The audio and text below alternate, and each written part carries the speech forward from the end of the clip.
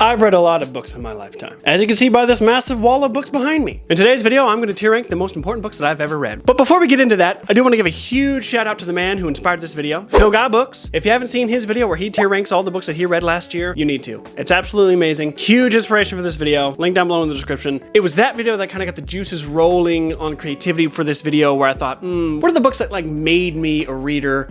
And so I came up with a list. A list of 40 books.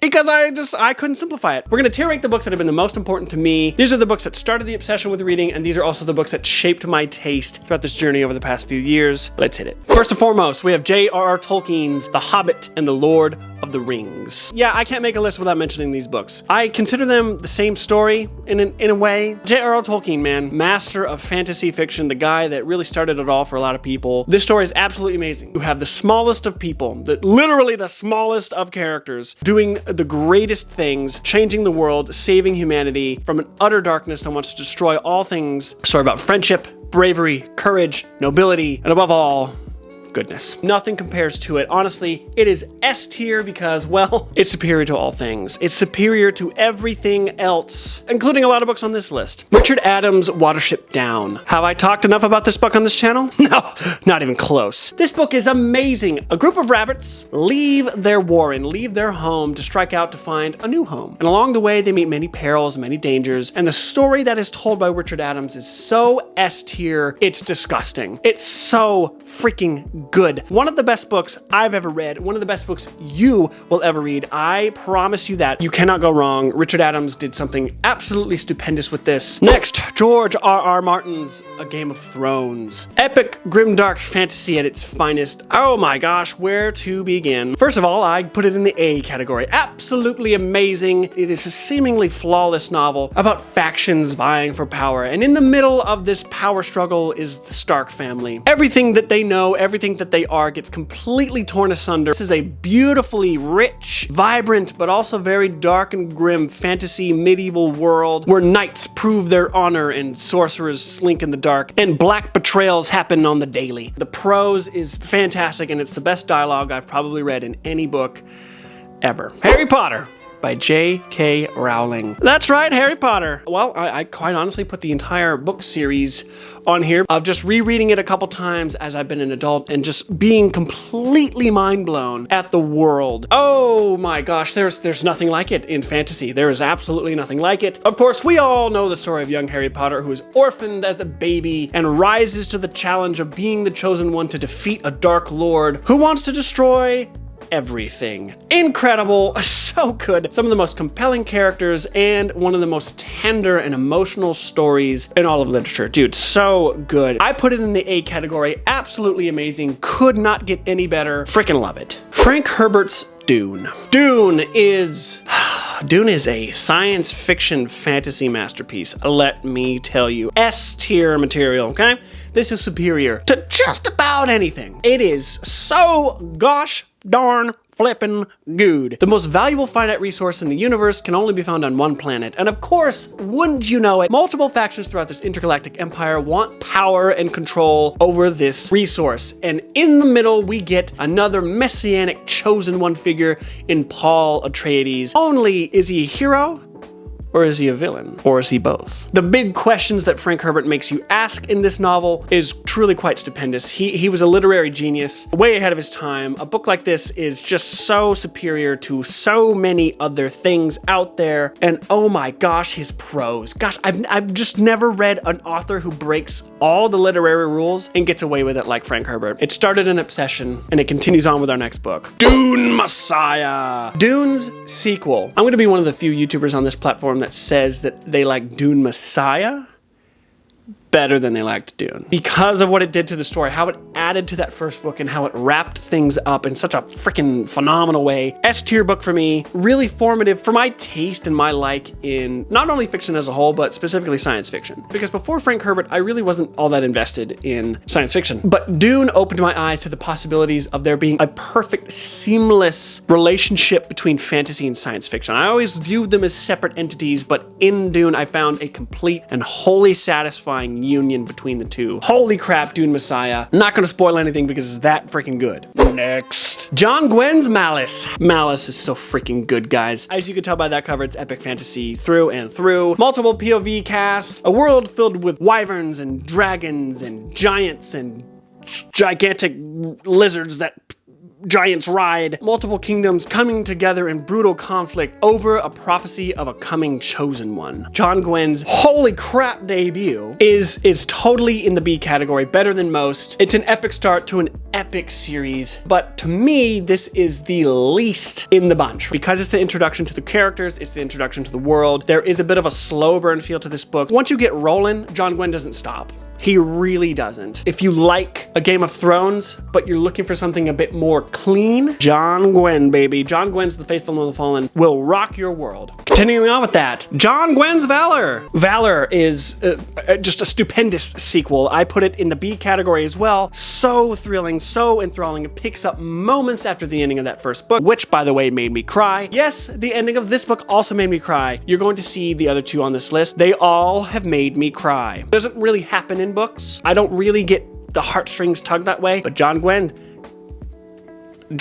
made me cry like a baby. Valor is so epic, guys. It's so epic. He just takes you deeper into the lore, deeper into the world building, and he expands the points of views with the characters, and everything just gets more grand. Talking about this makes me want to reread it. It's been years since I've read these books, and quite frankly, I think it's overdue. Next, Ruin by John Gwynne. The absolute best book in the quartet. This series just gets taken to a new level. Things get heavier, things get more emotional, things get more epic, things get more hardcore. Like, I don't know how he does it. This book has the single most heartbreaking scene that I think I've still read in fantasy to date. This, if you couldn't tell, this is an A-lister, okay? Absolutely amazing. You just can't go wrong. You can't go wrong with this book. Like I said, there comes a point in the first book where things are full throttle from here on out. Like John Gwynne does not slow up on the pace. He does not slow down. And this book is warp speed. It looks big. I think I read this in like a week or less. It's one of those books that I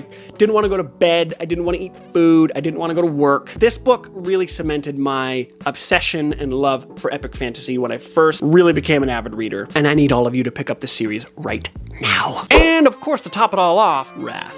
Also by John Gwynne. The epic conclusion to one of the most epic book series ever written. It just speaks for itself. The ultimate climactic ending to one of the most flawlessly executed epic fantasy series. This ending choked me up, but before we even got to the ending, the politics, the lore, the fulfillment of prophecy, he takes all of the classical fantasy tropes and then he just twists them on their head, and you don't see any of it coming. The fact that this is a debut series is just insane to me. It gives me hope that I could write something good one day, but also makes me think I'll never be able to write something like this. This is A tier.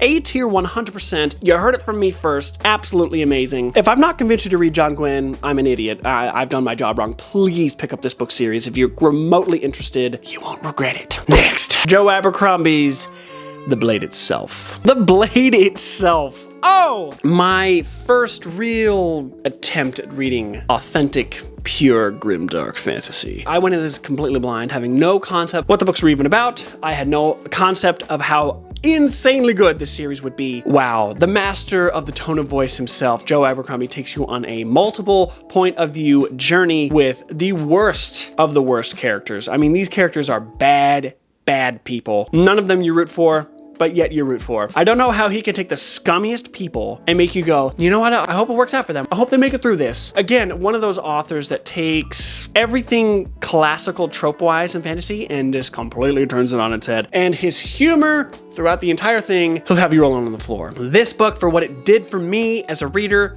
B tier, better than most. A lot of people have beef with this book because it does seem to not have a plot, and for the most part that is kind of true. It is a lot of talking and people walking around, but it gets going. It gets going about 2/3 of the way through. Like there's no need to say it's plotless because it has something there. And then of course what happens in the end makes you want to jump into the sequel. Heaps of fun, heaps of dark, black fun. Then of course we have its sequel, Before They're Hanged. Before They're Hanged.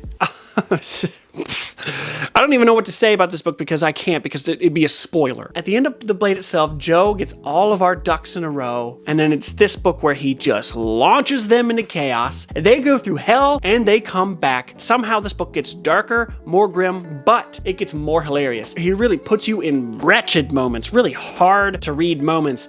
Yet he has you laughing. But the character arcs are all still there. It's not like these people start getting scummier. It's that these people start doing things unexpected to their characters. And when I say that this man is a tone of voice master, every single character, you open up to a chapter, you don't need to know the character by name. You will know exactly what character's POV you're reading. That's how adept he is at writing tone of voice. This is a B tier book as well. Completely flawless. I couldn't put it down. This is one of those series that each book I read in about 3 or 4 days, maybe a week tops. Excellent storytelling. And of course, to top it off, we have the final book in the trilogy, The Last Argument of Kings. Whoa. The Last Argument of Kings takes you on a whiplash journey through warfare, politics, scheming, betrayals, and so much more. There's just so much to love about this book. Everything culminates to this amazing boiling point that you have so many different climaxes happening at the same time. It's so fun to read. And of course, Joe does what he does best, entertains me. I love this book so much. When I finished it, I was like, dang, something's missing. It was this series that really made me interested in Grimdark for a while, and I went off to read a lot of Grimdark after this, and nothing compared. I think the only thing that compares really is a Game of Thrones, but they're on two completely different levels of existence. You can't compare the two. Oh, but the first law is so good. Oh, this is also B tier.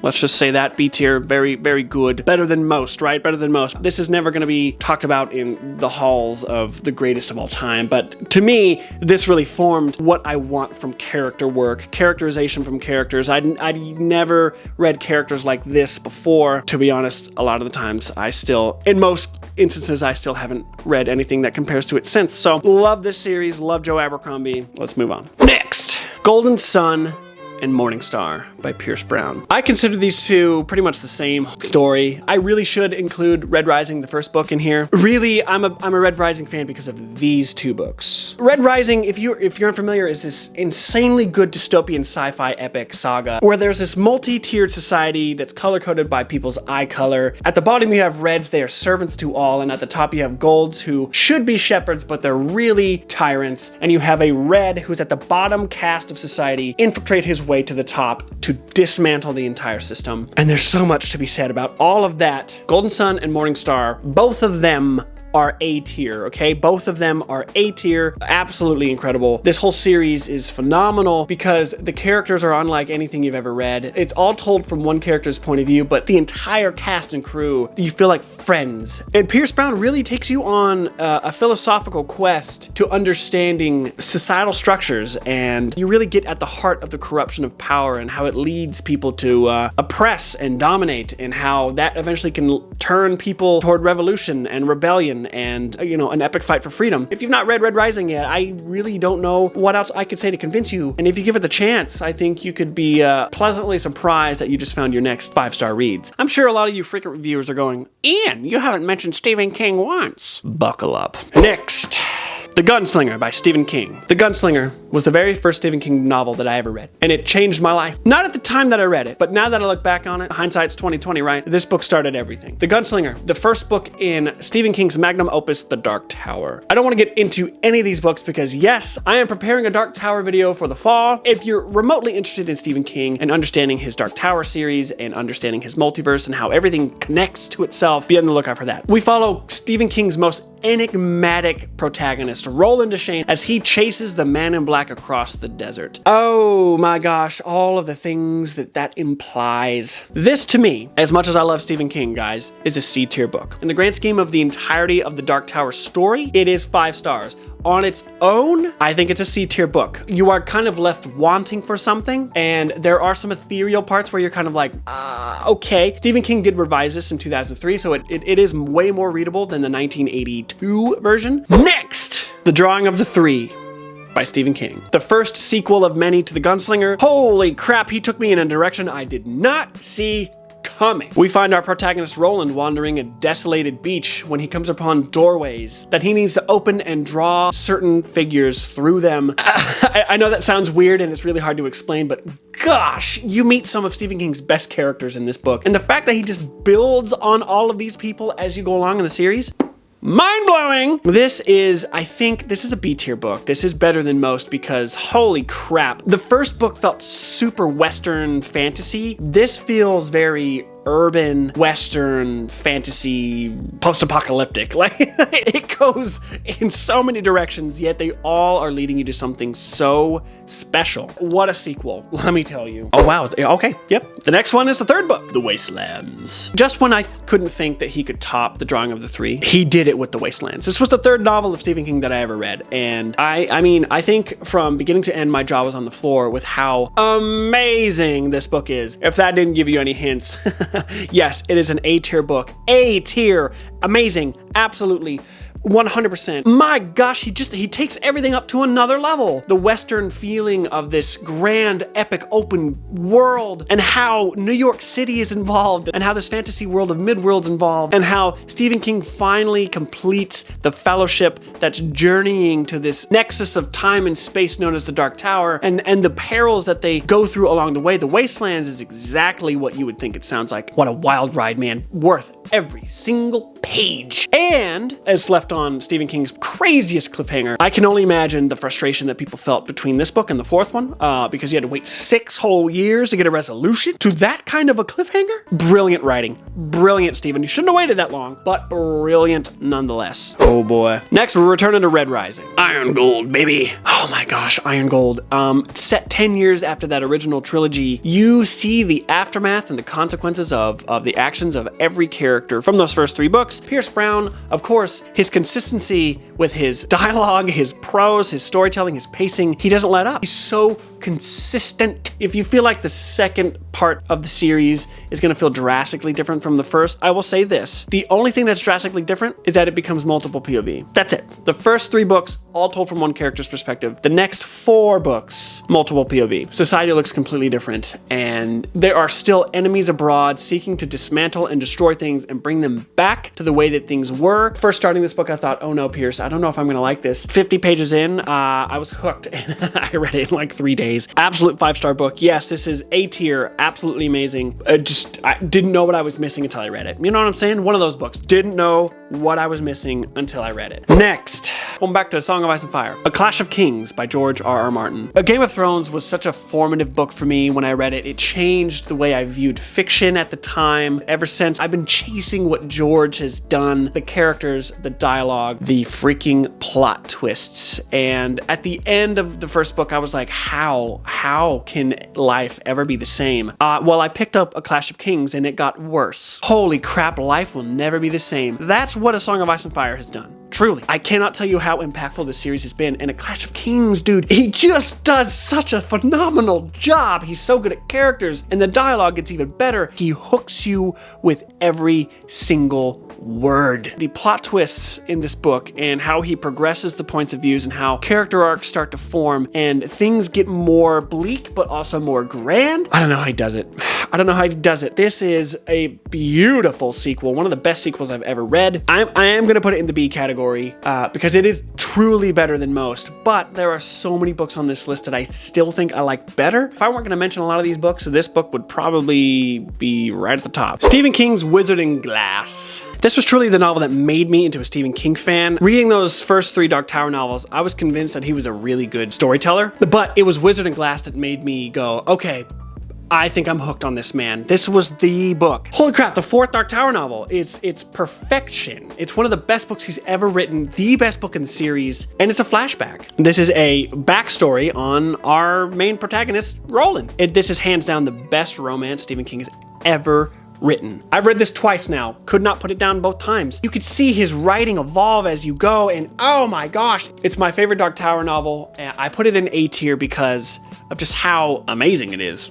I would love if he wrote another book like this because it would probably end up being my favorite Stephen King novel. And I know that is saying something, right? Oh, next, one of the greatest books of all time, Larry McMurtry's Lonesome Dove. Two retired Texas Rangers go on a cattle drive from South Texas to the Montana Territory. That's all you need to know about this book, because that's all that we ever need. I didn't know what to expect. It just sounded so interesting. Larry McMurtry had a way with his words that made me feel so utterly different from anything that I'd read before this book. I know I just said that I hang on every single word that George R. R. Martin wrote in A Clash of Kings and A Game of Thrones, but I think Lonesome Dove is that times 100. I've never read a story told like this before. Larry McMurtry has the most unique way of telling a story. He can take the most mundane things like, what do we paint on this sign outside of our business? And you will sit there for literally 20 pages and be completely engrossed in what the result's gonna be, what's going on that freaking sign. He can write about grass growing and you'd be like, yes, grass, grow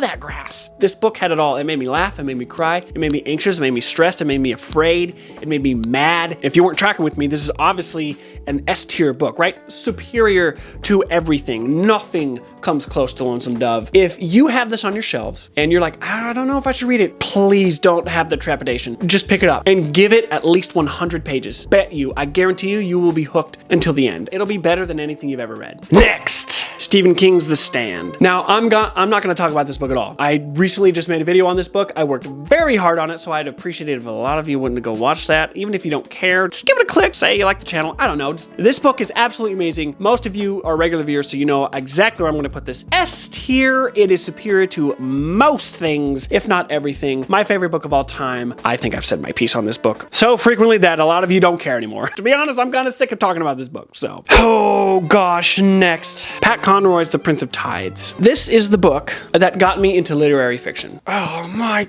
gosh. One of the greatest books that I've ever read in my entire life. It really changed the trajectory of what I want from authors. The best prose I've ever read. Pat Conroy is a wordsmith. It's poetry in every phrase, every sentence, every paragraph, on every page. The most beautiful lyricism. This book is about a family and we follow their saga over 4 decades. This book has every trigger warning known to man, but it's so good. This is an S-tier book. 100% 6-star read. If you've been a regular viewer of this channel for a long time and you haven't read The Prince of Tides, please, I urge you. Yes, it is a little bit lengthy, but Pat Conroy will pleasantly surprise you. Oh man. Pet Sematary by Stephen King. Before this, the only other horror novel I'd ever read was It by Stephen King. And yes, I should have It on this list. If I were to put It anywhere, honestly, S tier. It's my favorite Stephen King book of all time. So anyway, to this day, it's still the scariest book I've ever read because of how raw and how real this book tackles grief. We follow the Creed family as they move to a pleasant little community out in upstate Maine known as Ludlow. On the property, the family discovers that they have a pet cemetery where the local kids bury their dead pets because they do live on a very busy highway. But Stephen King, as usual, likes to throw in a terrifying supernatural twist, and this book is so scary. To quote the book itself, sometimes dead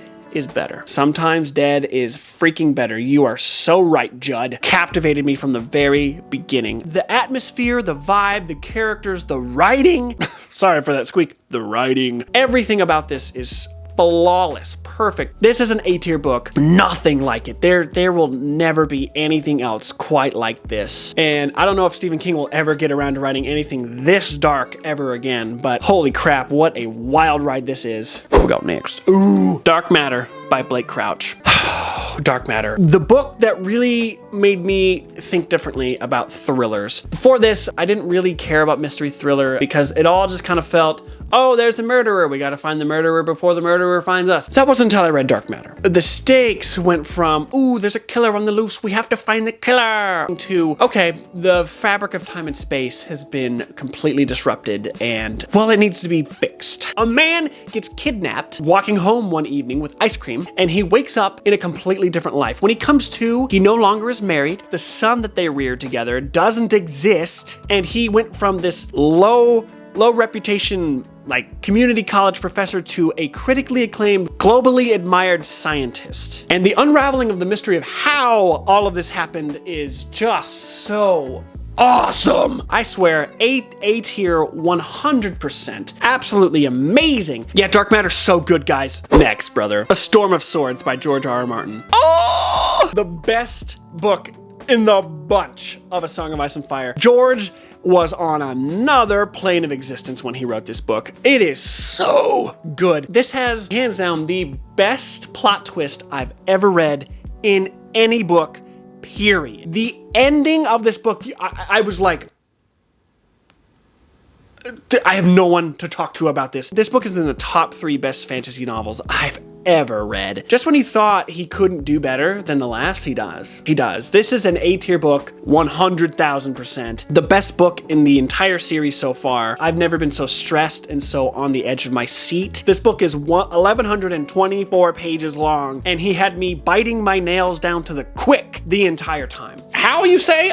Just read it and find out. He is a master. If only he could just get his butt in gear and finish the series. That's the only problem with the series, is that it's not finished. Man, this book makes even that worth the entire journey. Next, The Warlord Chronicles by Bernard Cornwell. This trilogy is, from beginning to end, it's perfect. Every single book is 5 stars. Legend of King Arthur, the Arthurian legend told like you've never read it before. And it takes all of the classical elements of the Arthurian tale, and Bernard Cornwell just seamlessly blends it into this historical fiction setting that feels like fantasy. It reads almost like it's fantasy, but it's not. It's purely speculation on, if Arthur existed, what would a realistic interpretation of his life look like? That's what Bernard Cornwell pulls off. It's one of the best series ever written. I would put all 3 of those novels together because you can't have really one without the other. Then I'm gonna put them in S tier. Going from like Lonesome Dove historical fiction to that, I was like, okay, historical fiction's my jam. The warfare, of course, is great, but the politics, the dialogue, the prose. It also has one of my favorite romances of all time. So,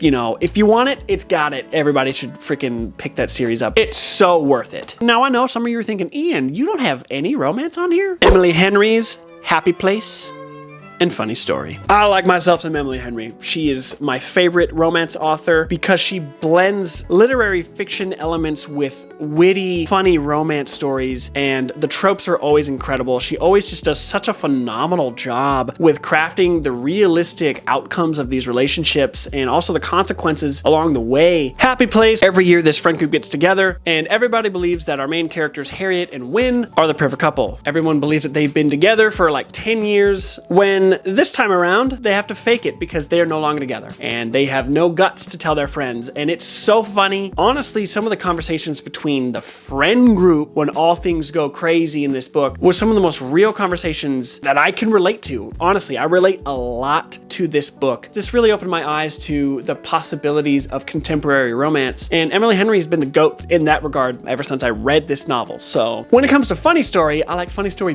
better because of just how audaciously funny it is. A woman breaks off her engagement with the man that she's due to marry because, oh, guess what? He falls in love with his childhood ex. So guess what she has to do? She has to move in with the ex-boyfriend of the woman that her fiance just left her for. Do you see how messy that is? So funny. I love these characters so much. I'm all here for Daphne, man. I ride or die for this story. I love these books. If you want a good place to start with like contemporary romance that's gonna make you feel all the emotions, laugh out loud, and also have something to introspect about at the end of it, Emily Henry's your freaking author. In the same vein as romance, we have the greatest romance that I've ever read. Margaret Mitchell's Gone with the Wind. This is still one of the best books I've ever read in my entire life. And to be honest, I think it's one of the best books written in the 20th century. We follow the worst main character of all time, Scarlett O'Hara, during the time of the Civil War. She's the daughter of a wealthy slave owner who gets caught up in all of the warfare and chaos in the South. Scarlett O'Hara and Rhett Butler have to be hands down the most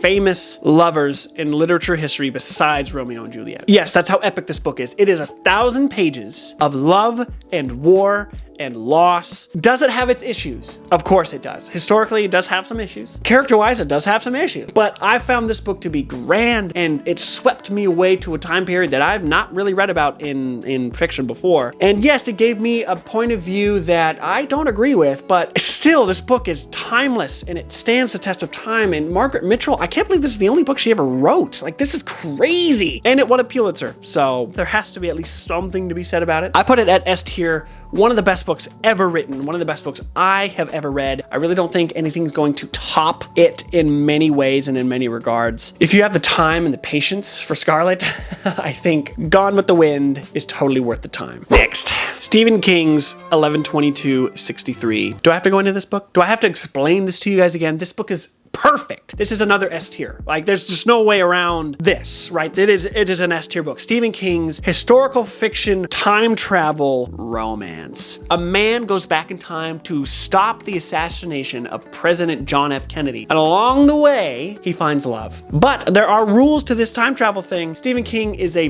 fetching master storyteller with this one.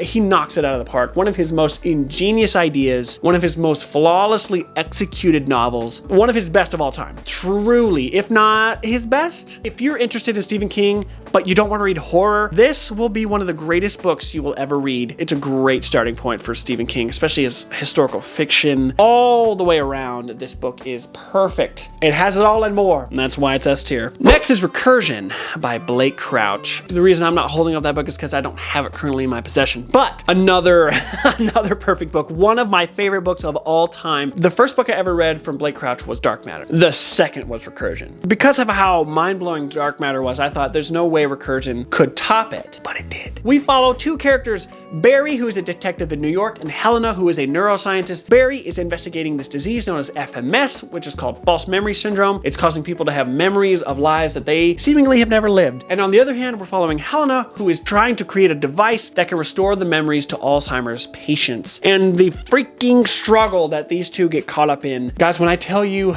that the stakes are the literal fabric of time and space, I don't know how he does it. I don't know how Blake Crouch can take these real theories and just put them into a thriller novel setting. Blake Crouch he just doesn't miss. He doesn't miss. And this book just solidifies that. It's S tier. That's how good it is, guys. That's how good it is. The Count of Monte Cristo by Alexander Dumas. The best classic ever written. You will not change my mind. This book is awesome. To me, it's the greatest historical fiction novel I've ever read. It's the greatest classic I've ever read. And I think, objectively, it's probably the greatest classic ever written. Dispute me on that in the comments, please. S tier book. S tier book. It is almost 1,100 pages of pure revenge. I'm blown away at how calculated this novel feels. Alexander Dumas left nothing out. He thought of absolutely everything. He made the character of the Count of Monte Cristo enigmatic and so thorough in his machinations that no stone is left unturned. From beginning to end, this book is flawless. This is one of those books that if I could have a tier above S, I would put it in there. Alongside The Stand, this is my favorite book I think I've ever read in my entire life. They're both that important to me in a literary sense. You won't get any better than this. The Brothers Karamazov by Fyodor Dostoevsky. I made an entire video about this last December. If you really want all of my thoughts, go check out that video. This is one of those books that it would take the rest of the video to really explain it. Suffice it enough to say, this is a family saga murder mystery set in 19th century Russia. Underneath the surface, this book is a philosophical quest. Dostoevsky struck out with this novel to try and answer the questions of what is the meaning of life? What is the nature between good and evil? What is the nature of God? What is the nature of God's existence? He probes into the deepest fundamental questions of the human soul, and he provides some of the strongest answers to those questions. I think it's a little bit better than Crime and Punishment, to be honest. Everything that he thought about in his lifetime culminates in this novel. And of course, the murder mystery on top of it, just absolutely amazing. You can identify with every single character on some human level, and I don't think I've ever read that in any novel. This is S tier. Again, it's kind of same with Monte Cristo. If there was a tier that I could put a little bit above superior, I would. This book is supreme. If The Count of Monte Cristo is not the greatest classic of all time, it's definitely this book. Next, Shogun by James Clavell. The best historical fiction novel that I've ever read. A Dutch ship captained by an Englishman named John Blackthorne crash lands on Japan in the year 1600. The age of the samurai is in full effect. This captain and its crew get swept up into the brutal politics of samurai culture. They get wrapped up into the violence. They get wrapped up into the plots. Our man John Blackthorne has to navigate it all to save himself and to save his crew. And it is 1,300 pages of pure awesomeness. Like, this book is amazing. Just the clash of cultures that this book is, it's nothing short of phenomenal. It's a book that every single person needs to read. It is a modern classic. It's S tier, my guys. S tier 1000%. This was a 6-star read, 10% in. Oh, a little over 100 pages when I realized, yeah, this book is one of my favorite books I've ever read of all time. I need everybody to read it right now. Folks, that's it. That is the 40 novels that made me into a reader, tier ranked. I've never done a tier ranking before, so let me know if you want to see more of that. There is in the future, whenever I finish everything that Stephen King's written, there will be a tier ranking for that, but in the meantime, for the foreseeable future, that's not happening because that's a lot of work. I love you so much. Thank you for being here. Thank you for witnessing this. Thank you for sticking around if you've stuck around this long. I'm tired and I'll catch you in the next one, okay? Bye-bye.